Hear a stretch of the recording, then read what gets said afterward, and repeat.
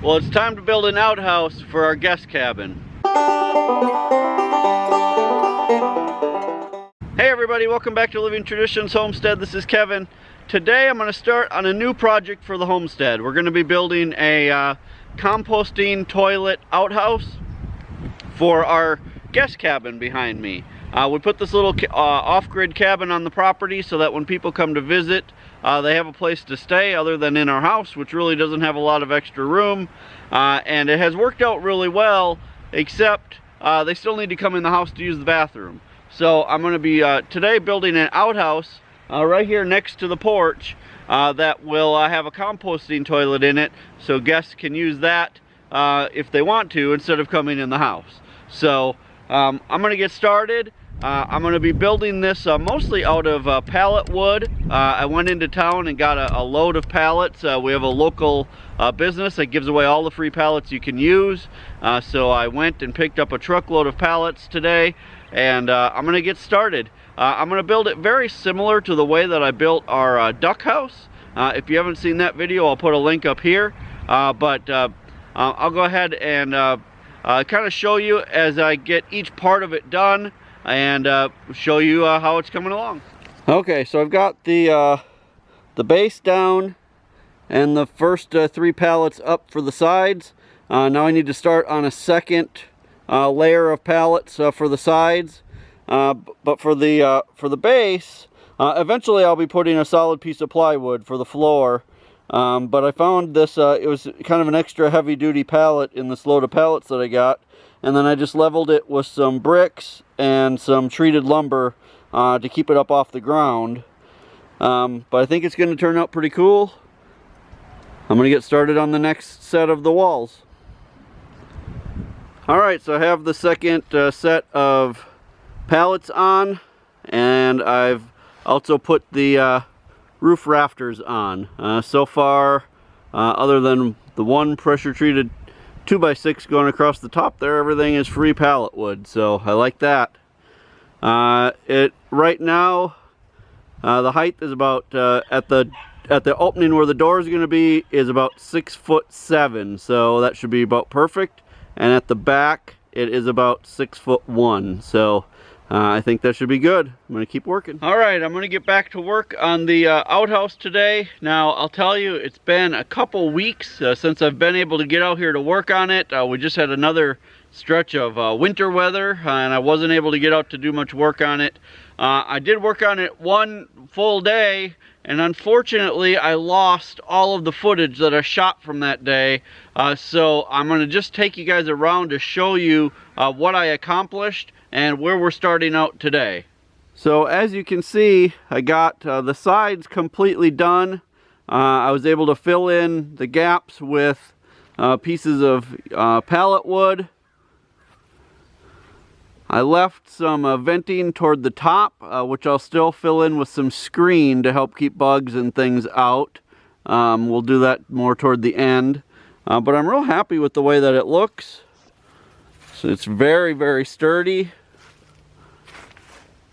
I got the roof completely done. It turned out well. There's good ventilation up at the top, so I think it'll stay pretty, you know, it won't get super warm in there in the summer.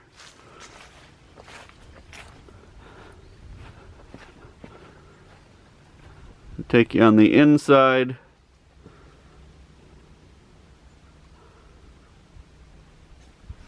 So the goal for today is going to be to get the door made and to put the floor in. If I can get those 2 things done today, that'll be great. And then after that, we could get started on actually making the composting toilet. To make the door, I'm going to be using this gate kit that I picked up. I've actually had this laying in the barn for a long time. I bought it for another project that I was going to do a year or more ago, and it's just been sitting in the barn, so I thought this would be a good chance to finally use it. If you haven't used one of these kits before, they're actually pretty nice. They come with these reinforced brackets for all the corners, and then you just use 2x4s to frame out your gate or door. I figured since this is going to be a pretty big door, something like this would come in handy. If I didn't have it, I probably wouldn't have used it. I would have just, built it, the normal way. But since I have this here, I figured it'll give some extra strength to the door. So it's got the hinges welded right on. It'll just come in handy. So that's what I'm going to use to build the door. And then the front of the door, I'm going to use the same type of metal that we used on the roof. It's old metal from our barn. I thought it would give it kind of a cool look. So that's what I'm going to get started doing now.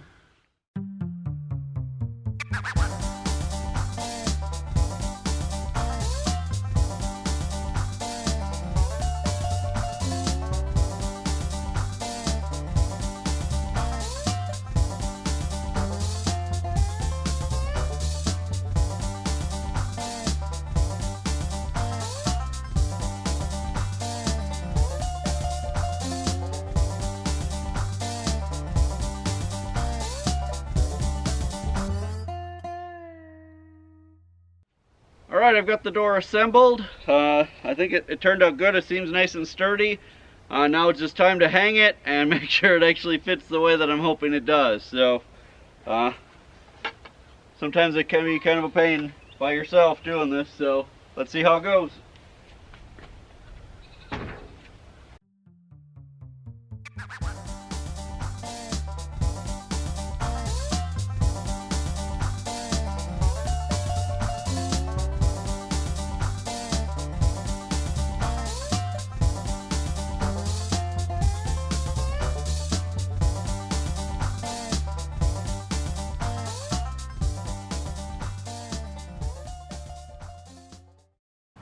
Now I just need to go get some more of that metal. We'll cut the metal to the size of the door. I'm actually going to have the metal hang over to cover this gap right here. People are going to want privacy in there. So that will give a nice lip on there. I think that's working perfectly. Go grab some metal.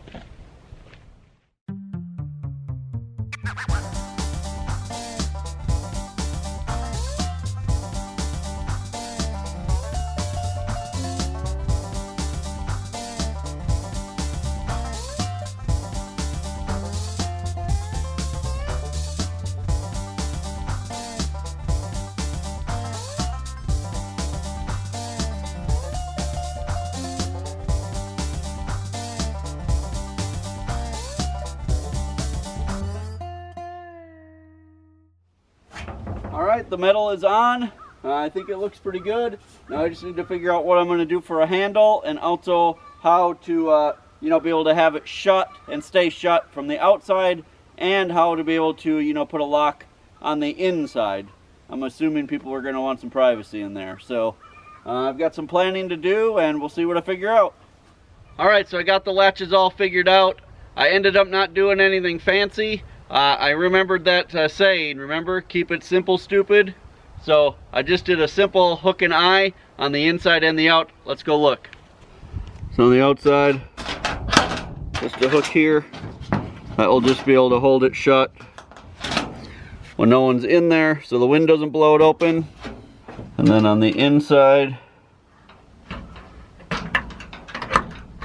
just another hook there. Alright, that's it for the door. Alright, I think I'm finished for today. I got the floor in. I'll take you in a second and show you that. The door is done. Really, the entire structure is now complete. I still have to, put some screening up to help keep some of the bugs out and things. But I do want to leave that open for ventilation. And, just a few odds and ends here and there. So far, the total cost on this has been really about nothing. I think I bought, I had one 4x4 that I used part of to help support the door. Oh, and then I bought some 2x4s, and I had that gate kit. So, I mean, there's a few dollars involved, but not much.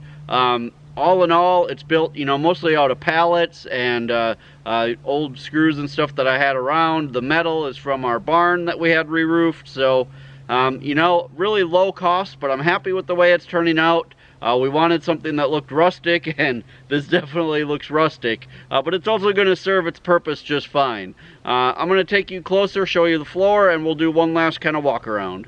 Okay, so you can see that I have the floor in.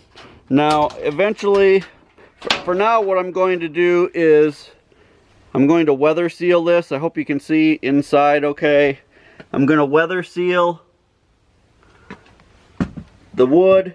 Eventually, I may do vinyl or something in here to help protect things a little more. The floor was a pain to put in. I made a mistake when I started building.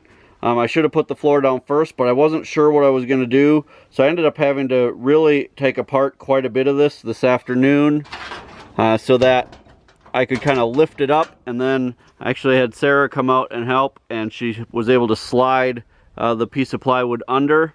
But, you know, it worked out, and it actually gave me a chance to correct a couple things that I didn't like.